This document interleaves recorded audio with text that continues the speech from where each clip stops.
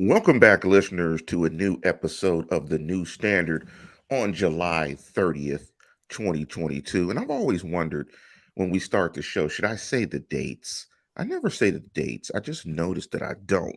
But with that, as always, want to introduce my co-host, my partner in crime to my left. What's up, Neil? Lance, I'm doing well. I love this time of the year.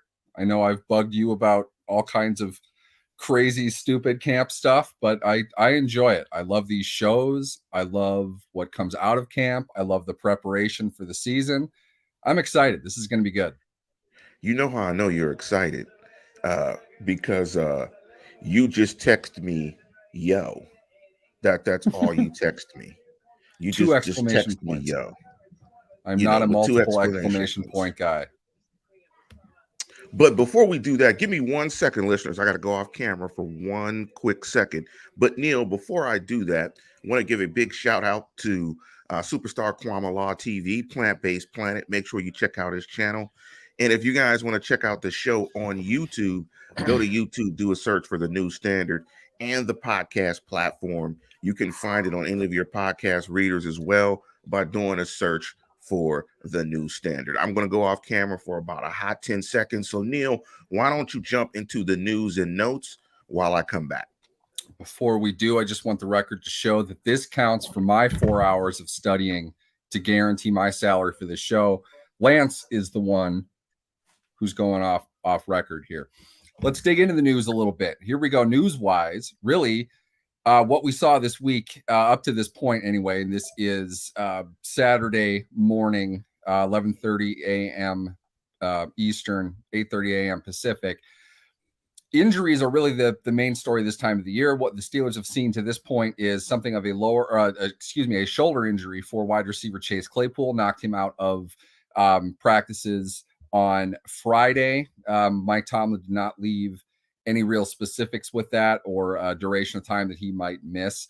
Levi Wallace, the new signed cornerback from free agency this past March, was out with an illness. That was pretty much all Tomlin said about that, and Tomlin does not speak a whole lot in depth to injuries unless there is something significant to speak of. So treat all of them day to day. That's what they're doing. We'll hear more about that after practice, I am sure, this afternoon. Otherwise, the action at camp to this point has really been the story of the offense or the lack thereof. We have not heard great things to this point about quarterback Mitch Trubisky in his effort to win over the starting job, which is something that has largely been assumed on this podcast as well as, anybody paying attention to the situation. Mason Rudolph, on the other hand, has performed very well from what all reports have indicated to this point. It is early in camp, but you have to kind of wonder after a while how much of a competition is this really going to be. It wasn't thought to be much of one at all. And I think also adding to this, the fact that Kenny Pickett has not participated at all in the Steelers' 7 shots drill does suggest that perhaps Pickett does not have as equal an opportunity to win over the starting job as Trubisky or Rudolph. That may make some happy, make some upset. But if there are 3 quarterbacks, in my opinion, you've got none, Lance. And right now, by all accounts, it really kind of seems like Rudolph has performed the best. Now, whether that matters or not is a different story. But we haven't seen great things from Trubisky. Rudolph has done the things he is supposed to do, and Pickett hasn't really done a whole lot. So that's where we're at right now. There's a long camp to go, though, and I don't think many of these decisions are going to be decided simply on statistics tracked during training camp practices. They're simulated. They're not necessarily real, but it's interesting to follow, and we'll continue to do that. I think your comments lead us nicely into a new segment that we're going to introduce on the show. And the name of that segment is the open mic segment. And in the open mic segment, it is open, P-E-N, and Mike, M-I-K-E, where we're going to highlight a Mike Tomlin quote in the show and kind of decipher it and kind of try to see what we mean about the quote, see what the quote means to us and what is he saying by the quote. And I think in this particular one, he's being very direct. But before I give you the quote, Neil, really briefly, you mentioned 7 shots. I know what 7 shots is. I'm not sure if every listener listening to the show is aware of what 7 shots is. Just briefly define 7 shots and what's the general purpose of doing the 7 shot drill in training camp. 7 shots defined for the Steelers. It's something that's specific to them. I have no idea if other teams do it this way, but every team practices something of a 2-point conversion drill, and that's what 7 shots is. They start at the 2-yard line, and it's the ones versus the ones, then the twos versus the twos. So you get live competition. At this point, they're padless. They're not tackling, but they are going after each other live as far as working on, blocking techniques, pass rush moves and everything. They're obviously throwing the ball live, and they rule plays to be down where a player probably would have been down. It's a staple for the Steelers. They've been doing it for a long time. I think it really got most attention probably back in 2014 and 15 when the Steelers offense looked to be pretty explosive and a unit that probably was going to go for 2 pretty often. So it became a real competition between the two. 7 opportunities. Usually they do 4 with the ones and 3 with the twos. Offense versus defense, winner take all. It's a good point of competition for everybody to kind of see where you measure up in what would be leverage downs. They might run, they might pass, they need a couple yards. Defense really has to stand up. The players get really excited for it. It's fun to see in training camp because they're live. It's not real simulated, so it's not really a barometer of much, except you can kind of get a sense of where the plays are being made or not made. And at this point, I think they're fairly even as far as success goes, but that success has not come with the Steelers' first team offense. Their second team offense under Rudolph has been a lot more successful to this point. Again, very early, I know, but you report on all of them the same. So we'll see how that ends up. But right now, I think what we're seeing, Lance, is the Steelers defense, as we know it, can be a unit that can dominate specialty situations, situational football in general. They're making plays. TJ Watt had a sack of Mitch Trubisky on one of their plays. Things like that add up over time. And I think it gives the defense, if they're the ones having success, a good amount of confidence going into the season. But it does affirm, Lance, the problems that we have had with this offense and how exactly they're going to go about setting up specialty football. We're not seeing great things necessarily right now. They've got a lot of time to work on it, but this was one of the main concerns that we had. I don't want to belabor the point, but and I like how we're having a discussion about 7 shots, because I think when Steelers Twitter, you kind of see it as a counting stat where people are just sort of counting, what's going on. He's 3 or 4. But let me just ask it this and answer this very briefly or very quickly. If there's a close evaluation or a close competition between 2 players, how important do you think, or how do you think the coaches are using the performance in 7 shots as an evaluation? Is doing well in 7 shots enough to sway the competition in one way or another in a close competition? I'm putting my Mike Tomlin hat on here, and my guess, what Tomlin would say would be something to the effect of, we evaluate the whole body of work. That's okay. One aspect of it. I don't think there's any one thing you look at to say this is the deciding factor. I don't think that's a smart way to evaluate anything. I think if you're out there for 3 weeks, you play 3 games, you're running all of these drills, and you're in meetings as well, keep that in mind. All of that should play roughly an equal factor. Maybe there are situations, 2 players competing for a situational role, and this particular role is what they're competing for. That would make sense. I'd get that, but individual success in team drills is kind of hard to measure in and of itself. I think, though, the quarterback having a command of what they're doing in specialty football is of significant importance. Those are the downs you have to win. You have to win the majority of those if you want to win a game. Usually that's going to be how it is. So not to hammer on my favorite topic, but if Mitch Trubisky goes 0 for 4 in 2 consecutive practices in that drill, it doesn't look very good as far as what he's seeing, what he knows, what's going on. But he's also going up against a great defense. So you have to take all that into account. I don't think it's going to decide anything, but it's certainly something worth paying attention to and noticing a marked improvement or a decline from any one player for an entire unit. I'm glad you mentioned Mike Tomlin because that's a way for us to segue into I'm on the fire open today, mic. Lance. I'm telling you. Into the open mic. Yes, you are on fire. Segway king today. Segue. Segue. Neil Segue. That would be an interesting if you were an actor, that'd be an interesting name, Neil Segway. That would be that would be Sounds like awesome. somebody playing a doofus actor on a TV show. Yeah, Neil Segway. And if you had a really thick mustache, we know what Neil Segway would be the name for in your other career. But Get you to work you on that.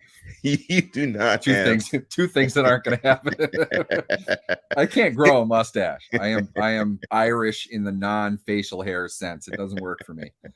But I haven't shaved in a couple days now, but it doesn't grow any better looking than this, and this isn't good. So, and I'm glad we're talking about the quarterbacks, and I'm glad I asked that question about using 7 shots as an evaluation, because Mike Tomlin said we're not going to micromanage or overmanage this quarterback competition. The depth chart will not rest on every throw. I know that you guys will want to ask me every day and after every show, but we're going to be a little bit more steady than that. I think it's important from a leadership perspective to not overmanage it, to not be too impulsive. So that's what I've relayed to the guys, and our actions will continue to display the mindset. As a former coach myself, and I coached in high school, never professionals. And if you micromanage the competition, guys aren't going to perform. So I understand guys don't want to have the feeling of impending doom on every single throw.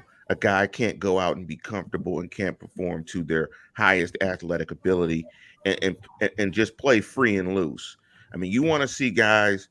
I mean, you want to apply some pressure. The pressure is there in and of itself because it's a competition.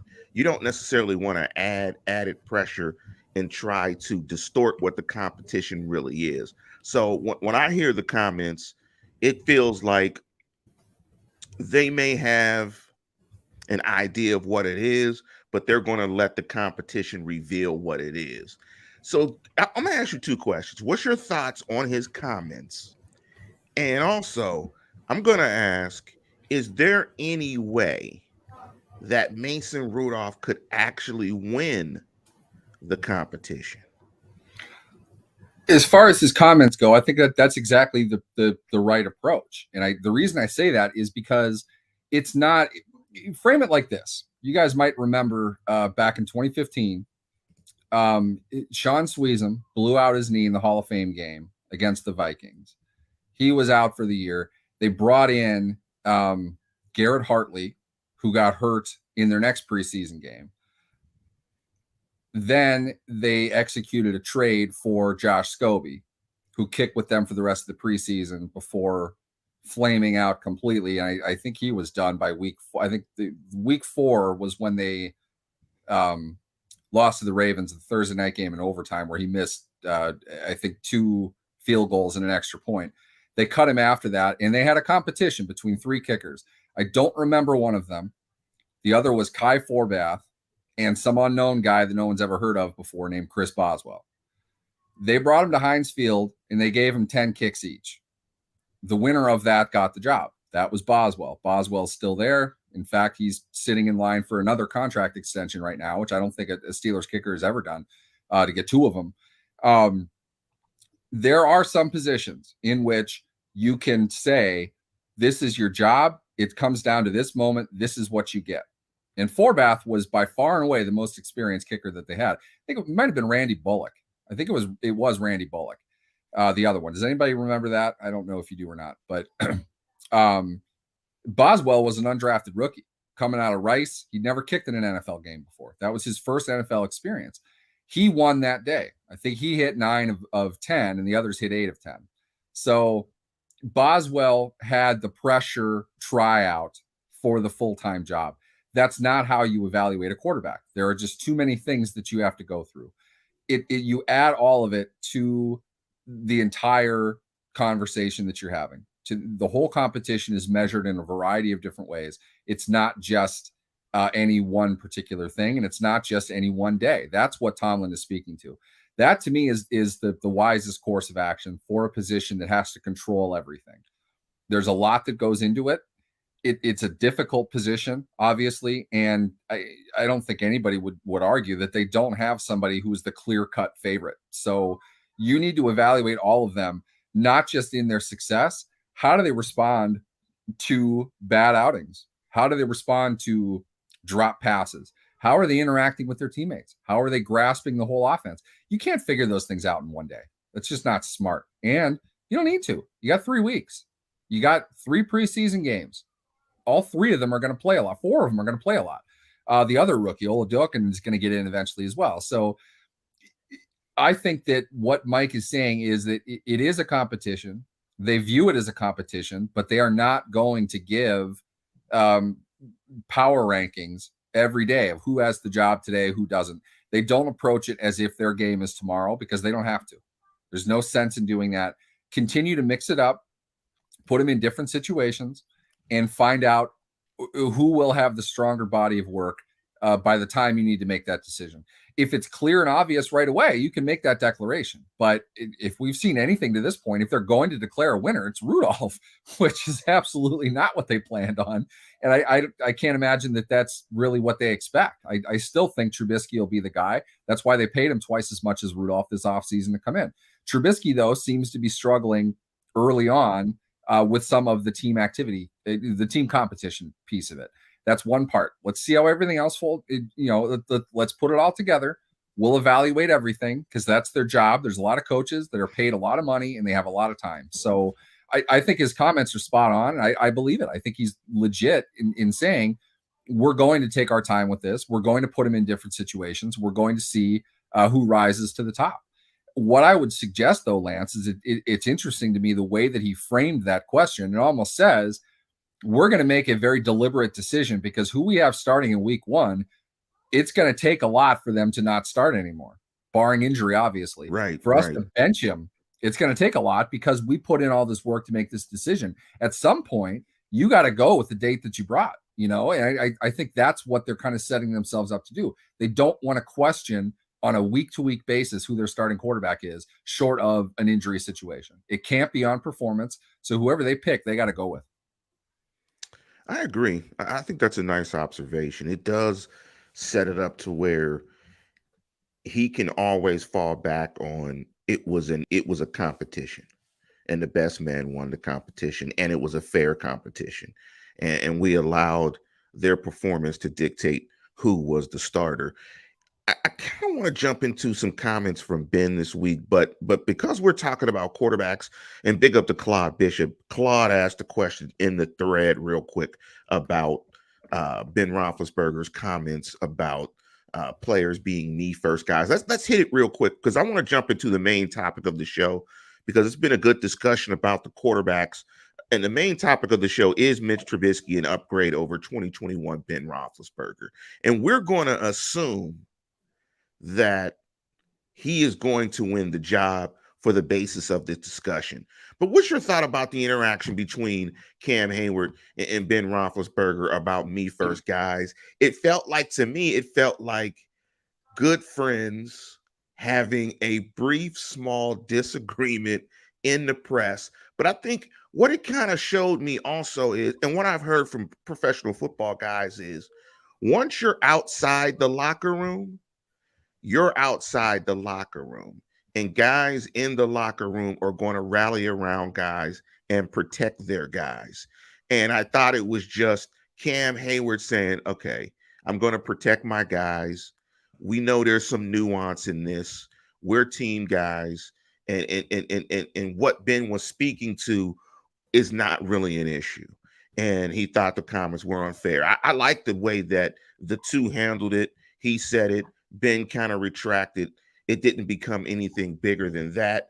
But me, I was just really thinking that Cam Heyward was circling around his guys and protecting his guys and protecting his locker room as the new unquestioned leader of the locker room. You're not going to clap back on my guys. If you got an issue with my guys, we'll hash it out. But I'm going to protect my guys. And you're still my guy, but I got to protect my guys. A couple things with this. One, I would argue the first person who would say exactly what Cam Heyward said when faced with criticism of that type during his career would have been Ben. Yes, that was the irony. For the exact reasons that you just said. Cam's on the team. Whether Cam agrees with him or not is beside the point. Cam's on the team. He has to say that for the reasons that you mentioned. He is the unquestioned leader of that team. They do not have the quarterback leader that they've had throughout Cam's career and throughout the combination of 2 careers prior to that. They don't have that in place. Cam has to do that. Cam's a smart guy. He knows what he has to do. He knows what the public consensus is going to think when Ben's speaking to the weekend edition of the Post-Gazette. It's going to get read. People are going to talk about it. At the same time, and I think Cam is a great guy. Good for him. This is very common among players nowadays. But Cam has a podcast. Okay, he's gonna he's gonna do the same thing that Ben was doing to some degree, just the opposite angle of it. He put that on his podcast. He did not speak to that in a locker room. He did not speak to it to a reporter. He put it on his podcast. Let's just put that out there. Also, I talked about this on the radio this week as well.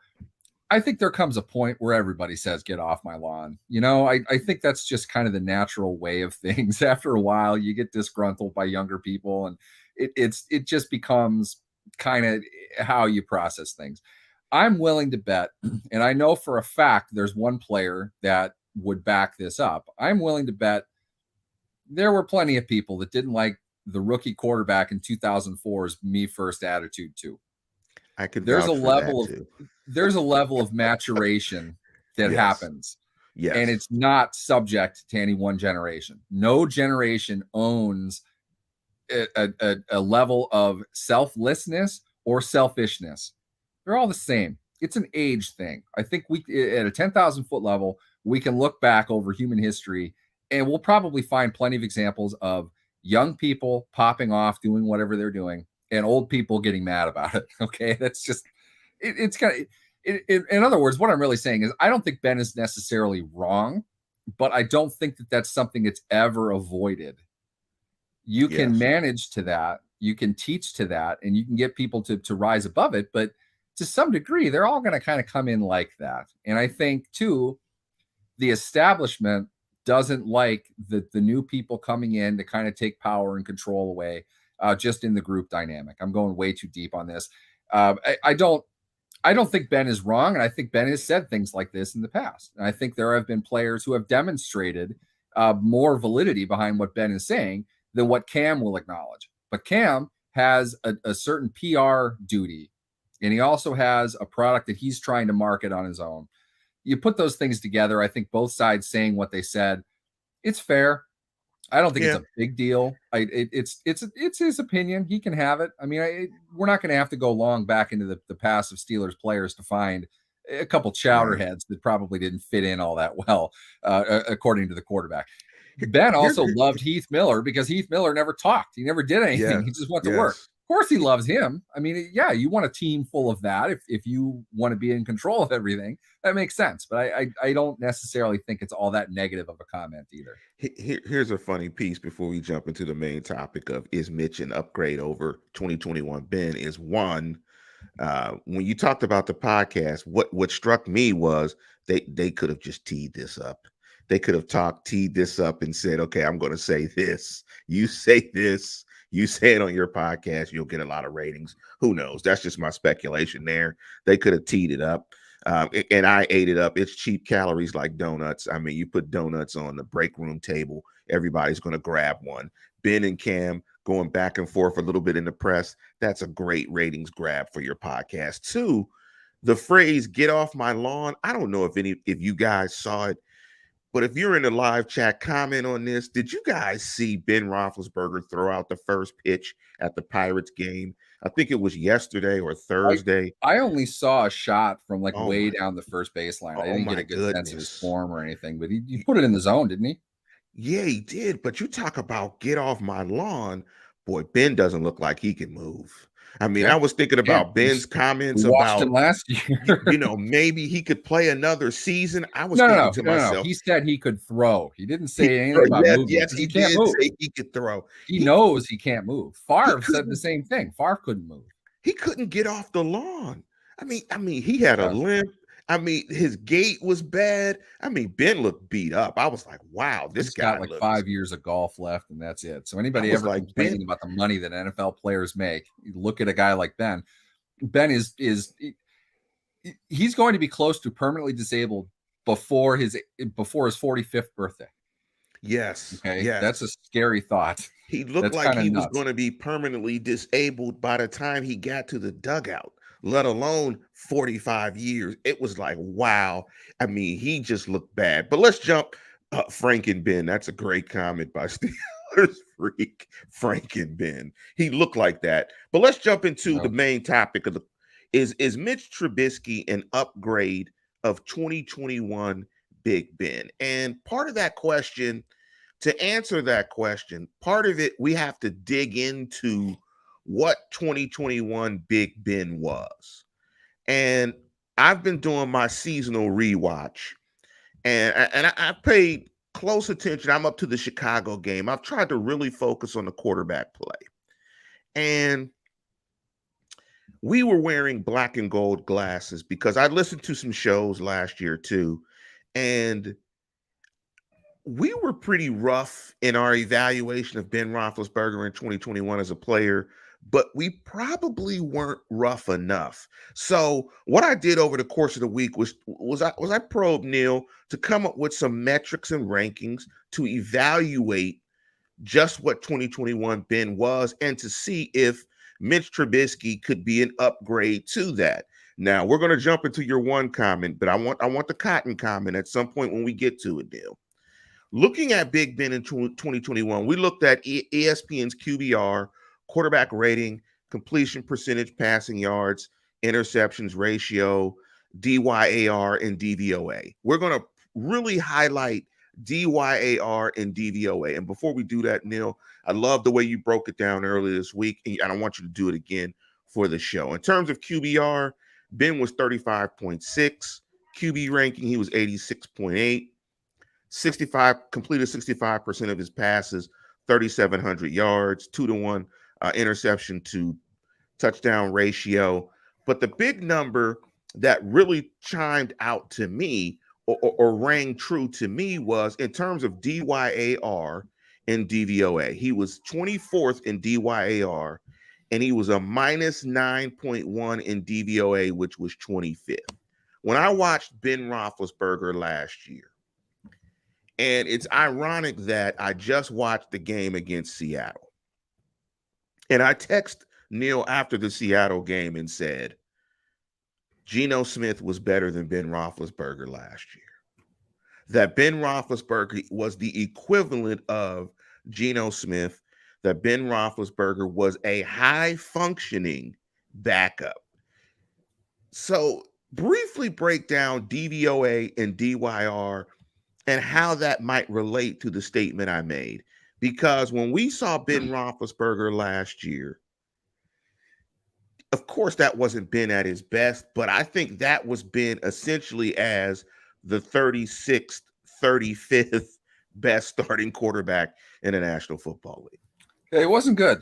He wasn't good. First off, okay, let's break him down. Let's start with DVOA. Okay.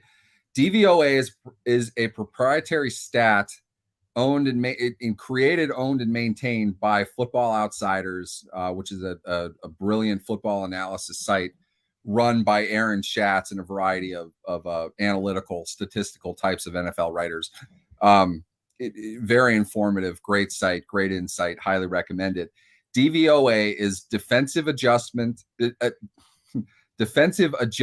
value over average. Okay, so in other words, what they're saying is the average player at this position, and we're doing quarterbacks, so I'll speak of this as quarterbacks, but they do it for every position and every team. The average quarterback, based on every factor that a quarterback would face, they break it down play to play, game to game, everything that they'll put together. They can normalize that and come up with an average standard. DVOA is a percentage above, at, or below that average. So with Ben Roethlisberger, what do you have in front of you, Lance? Sorry, it was 9.7 or something negative, right? It was minus 9.1. It was minus 9.1. So Ben at negative 9.1 was 9.1% worse than the average quarterback in the NFL last year. For me, I think that probably best describes his season. It's not too far worse than the average, but the average in the NFL isn't all that good. The NFL is really top heavy. The deeper you get into analytics, you'll see it. And Football Outsiders does a good job of showing this. The average quarterback is not particularly good, certainly not in the eyes of fans.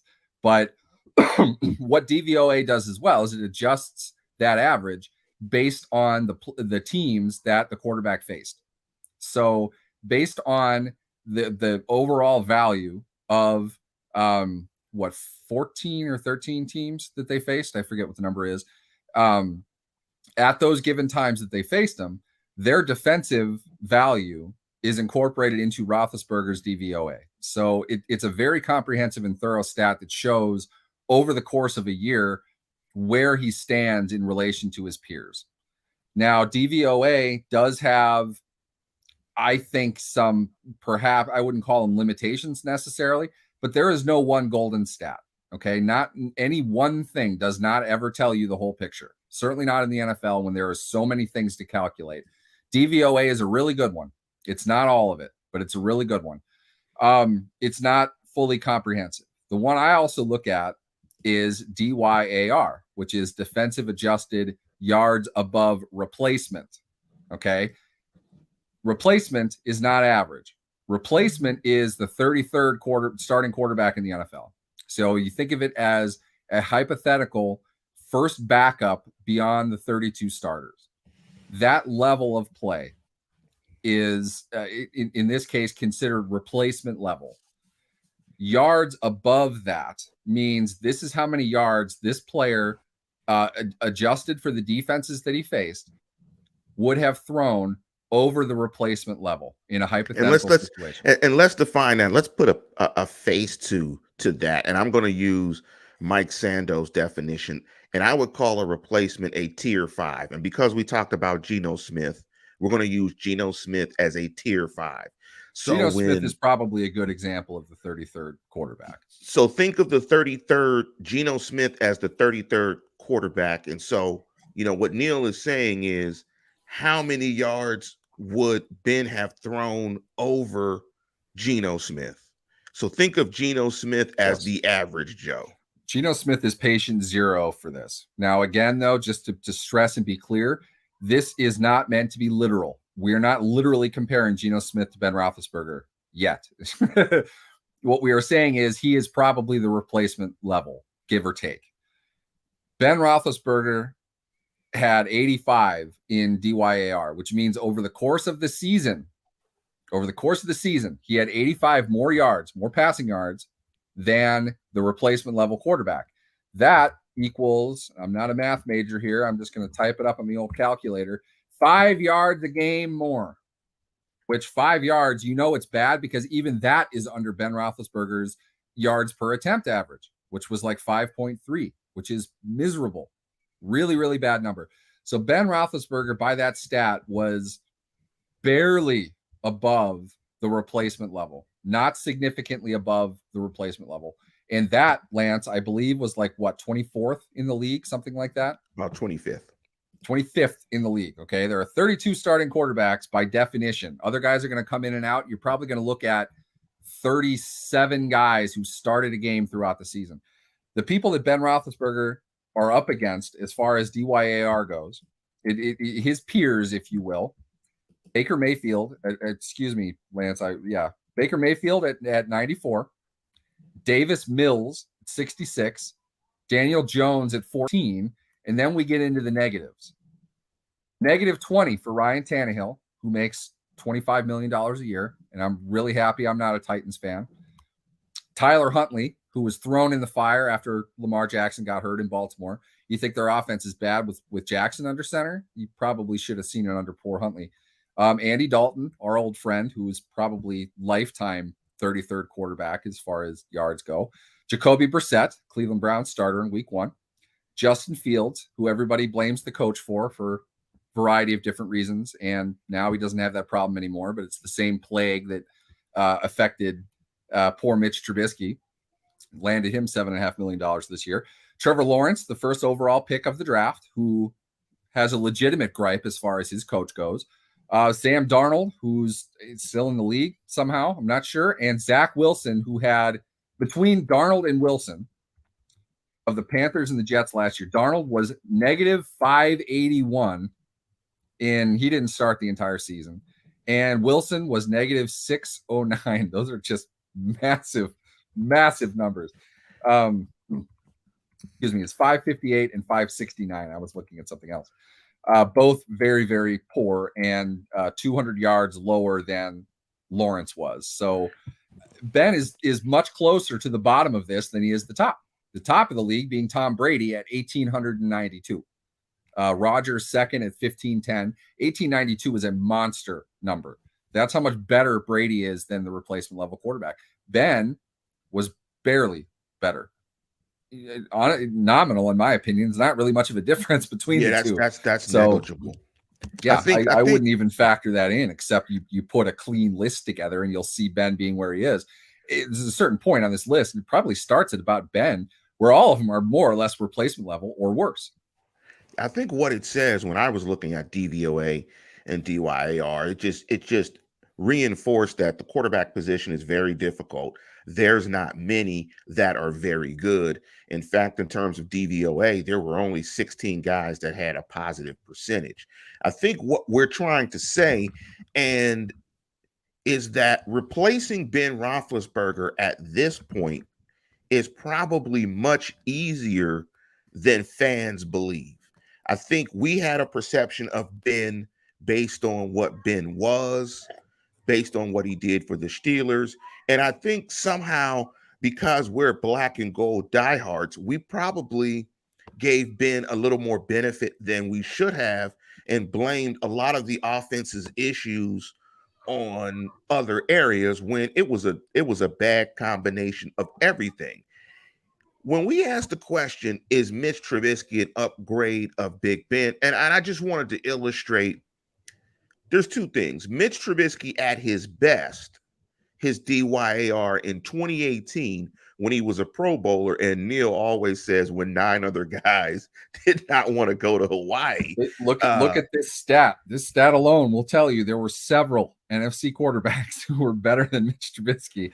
I'm pretty sure those guys just didn't want to go. That even at his best, Neil, his DYAR in his best season, by the way, by far, was 448, which was 17th, and his DVOA was 3.6, which was 17th and 19th respectively. So by percentage, he was 3.6% DVOA better than the replacement.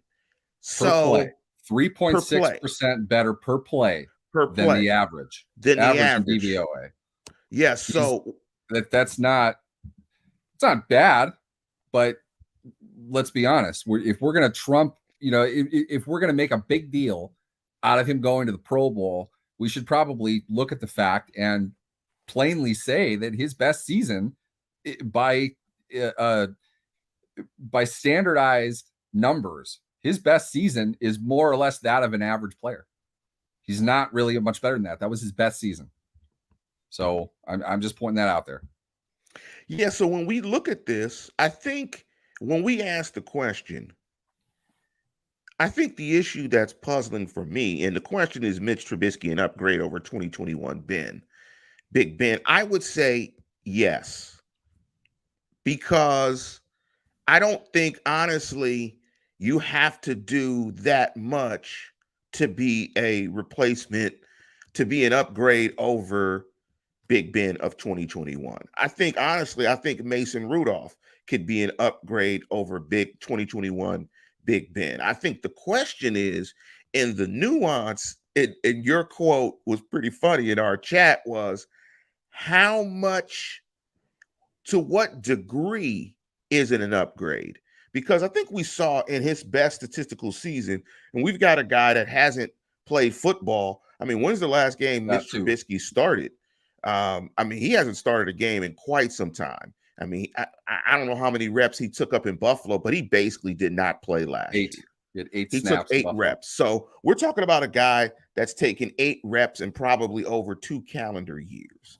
And so do I think that guy can be an upgrade over Big Ben? Yes. How much? I don't know. And I think that's where the nuance is. But I think the way Ben played quarterback in 2021, most people are going to be an upgrade. Yeah, but I don't think not it's great, Bob. I think most people are going to be an upgrade, but I don't. The question is by how much. And so if I'm concluding that he's going to be an upgrade, speak to how much of an upgrade, Neil. And you've got to use your quote that you gave me in the chat. Honestly, for me, and I understand people familiar with this program are aware of what I feel about this. And this is why. This is truthfully why I feel the way I do about Mitch Trubisky.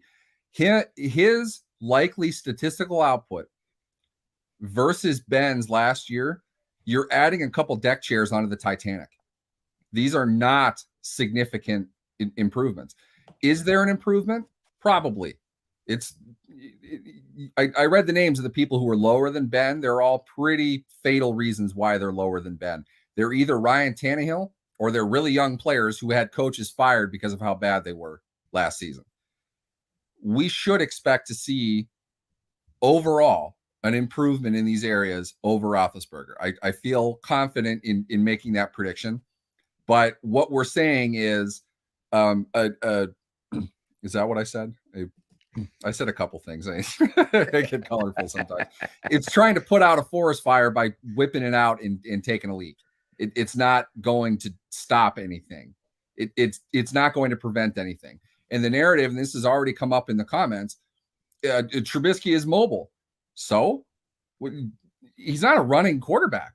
He's not adding 1,000 yards to the offense. He is a guy that can run at an angle to the sideline to pick up a few first downs. You're right. Ben could not do that. I am in no way arguing that he could. What I am arguing is for the, 7 games they lost by 10 points or more last year, whatever that is. Do you think 2 extra first downs are going to help with that? And 2 extra a game would be a huge rushing number. All right. Lamar is by far and away the best rushing quarterback the NFL has ever seen. By far. Not even close. Don't tell me Vic. Don't tell me Cam. Don't tell me Steve Young. It's clearly Lamar Jackson. That offense had a year in which they destroyed rushing records because they were able to score out of it. They haven't done anything with it since. Simply running the ball, it takes a lot more. You assume a lot more risk. You turn the ball over a lot more. There is more danger involved running the football than there is throwing it. And guess what? Mitch Trubisky ain't Lamar Jackson, not by a long shot. He's Baker Mayfield. He has that level of mobility. Nobody is saying that Baker Mayfield is slow, but you're not building a game plan around him. He's not adding huge numbers, points-wise and yards-wise, based on his running ability. He's going to have the opportunity to convert maybe another 3rd and 5 a game, which is good. I have no problem with that. It's not a bad thing. But add in a history of very poor to average at best passing numbers, you're not getting a whole lot out of Mitch Trubisky. You're just not. And you can't scheme up garbage. You're not going to be able to do much with it. He's going to put together a drive or two.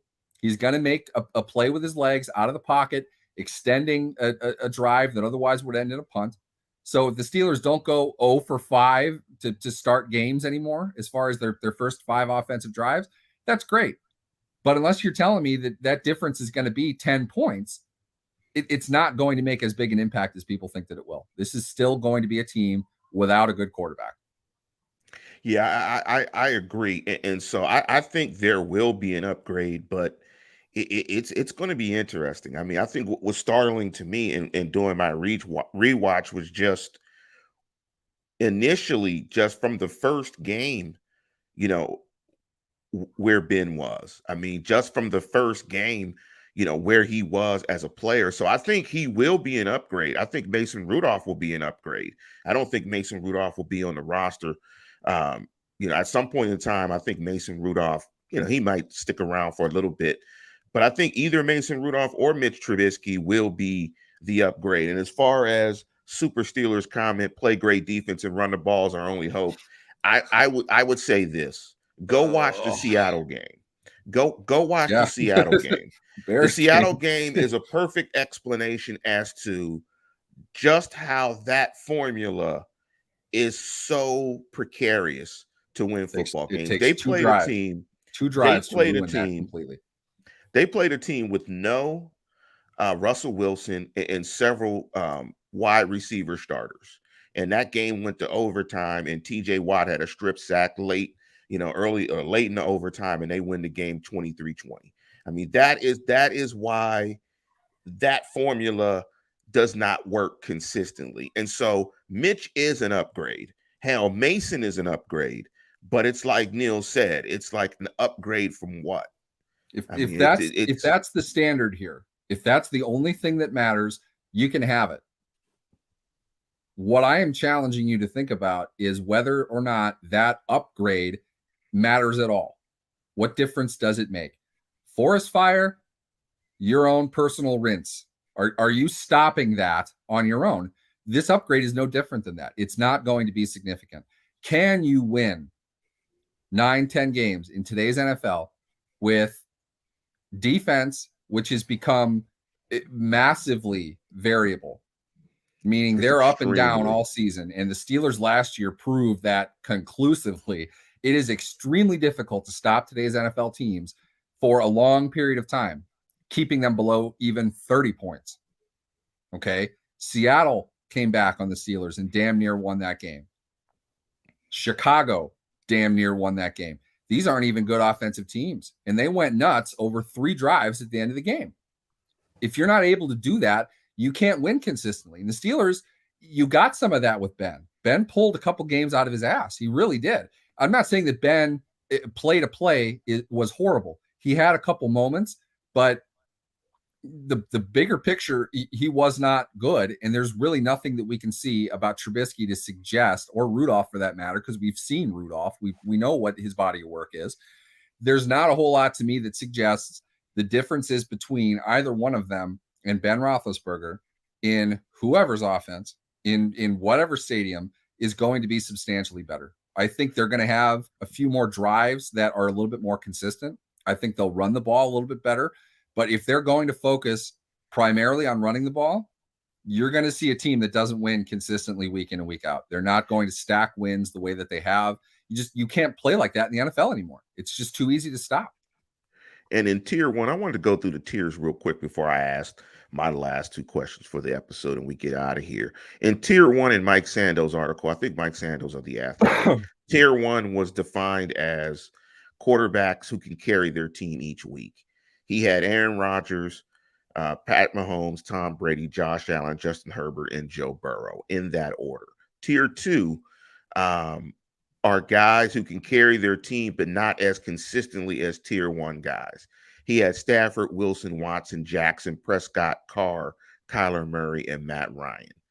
In tier 3, as I scroll down, that was quarterbacks who are legitimate starters but need a strong running game and or defense to compete. The type of quarterback that we were just talking about, Super Steelers was just talking about. And that was Kirk Cousins, Jimmy Garoppolo, Ryan Tannehill, Mac Jones, Baker Mayfield, Jalen Hurts, Carson Wentz, Jared Goff, Trevor Lawrence, and Jameis Winston. We find that Mitch Trubisky is in tier 4, ranked 33rd, which ironically is replacement level. Tier 4 right? Includes quarterbacks who are either unproven or veterans who ideally would not start all 7 games. That's what Mitch Trubisky is. So if you're replacing a tier 4 guy with a tier 4 guy, it's a slight improvement, but it's not much of an improvement. Let's jump into a couple of true falses before we get out of here. Let me ask you this one, Neil. True or false?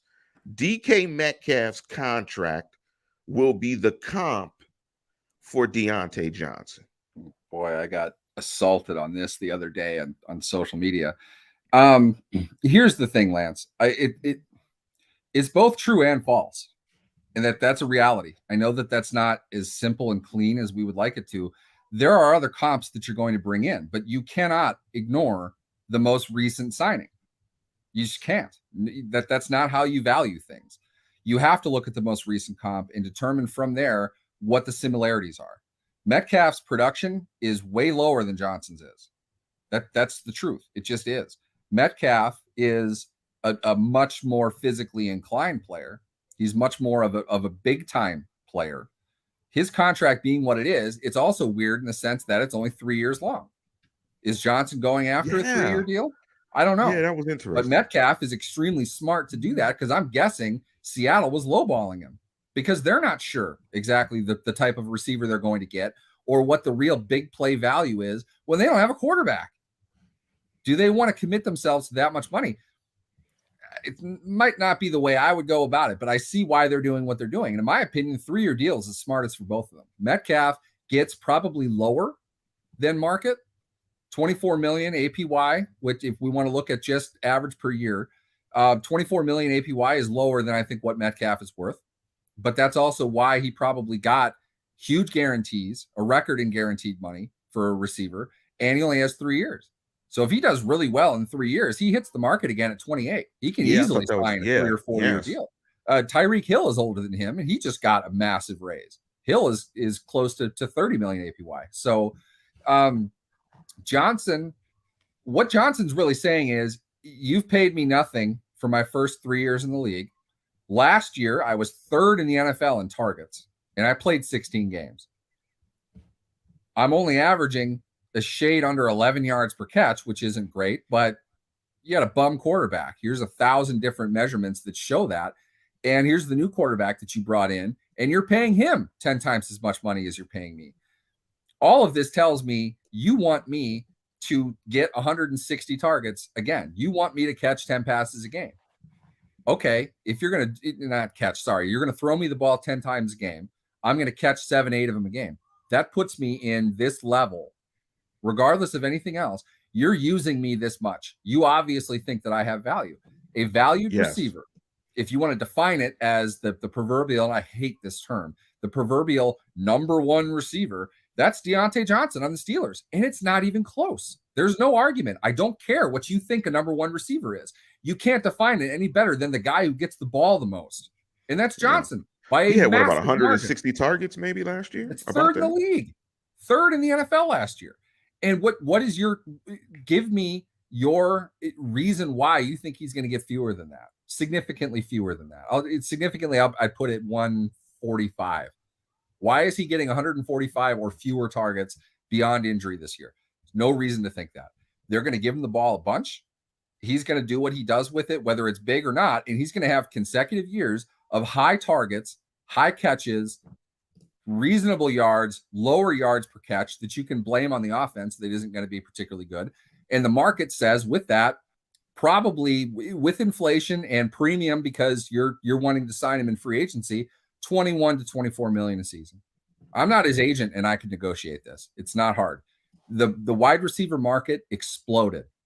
You cannot deny. It doesn't matter what you think of Deontay Johnson. It doesn't matter what you think of him on social media. It doesn't matter what passes you remember him dropping. The fact is his bigger picture numbers are very much in line with the guys who are getting paid that much money.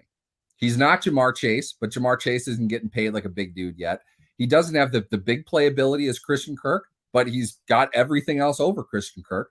Metcalf doesn't have his production year to year. You put all those things together, you can see Johnson can at the very least make a claim that I belong in this area. And for what part of an increasing salary cap, huge rollover money every year. There's $1 billion in combined cap space every single year now at the start of free agency.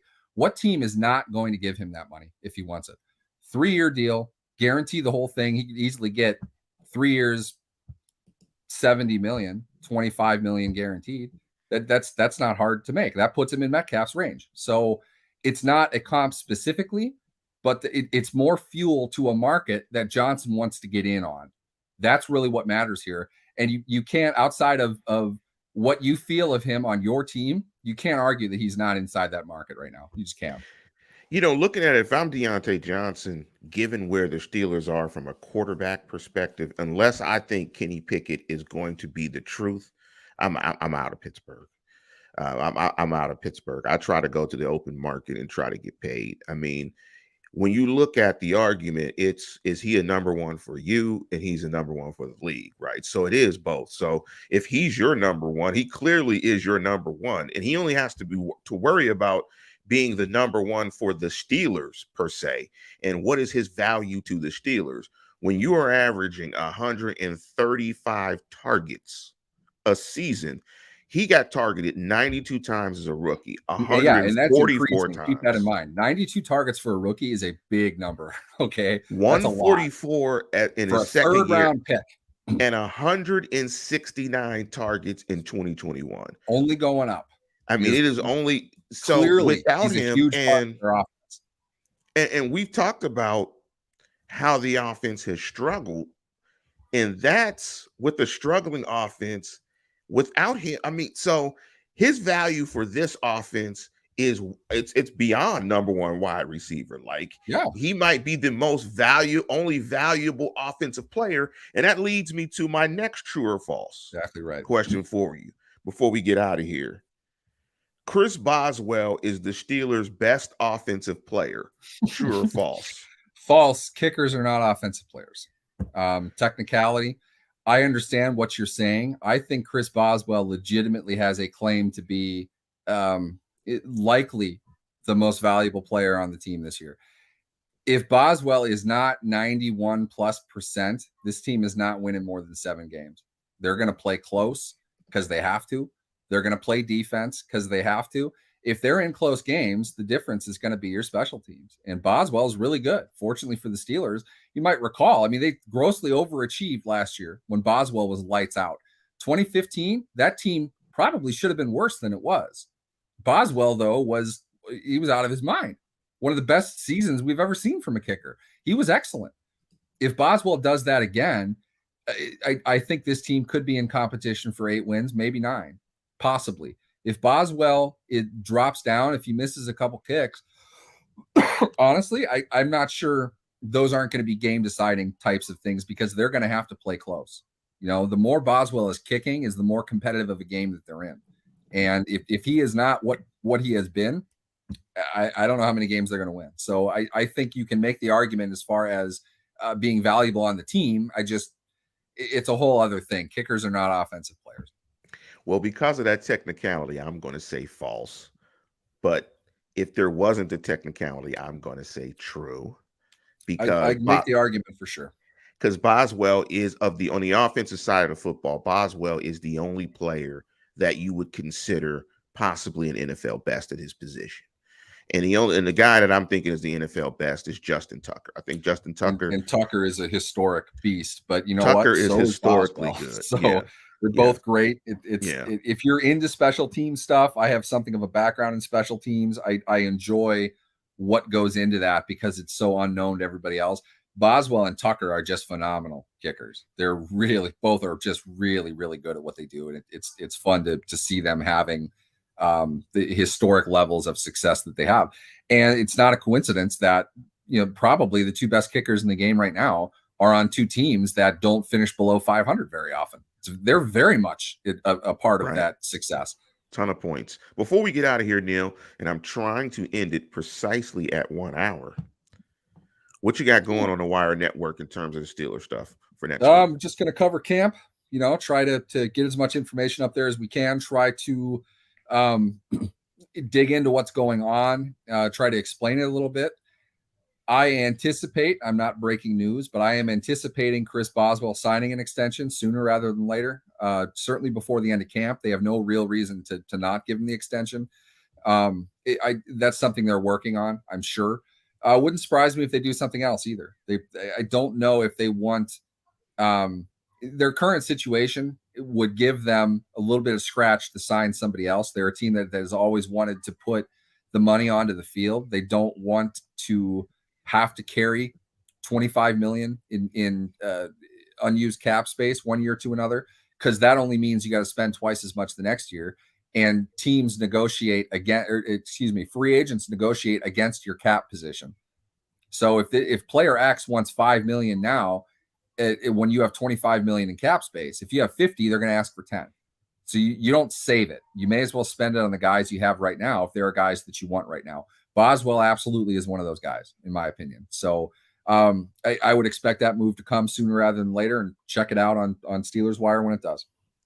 And with that, listeners, we're going to go ahead and get out of here. Hope you guys have a happy, joyful, and safe weekend. And with that, we're going to conclude the program. And as always, tune in, tell a friend, and subscribe. Go Steelers.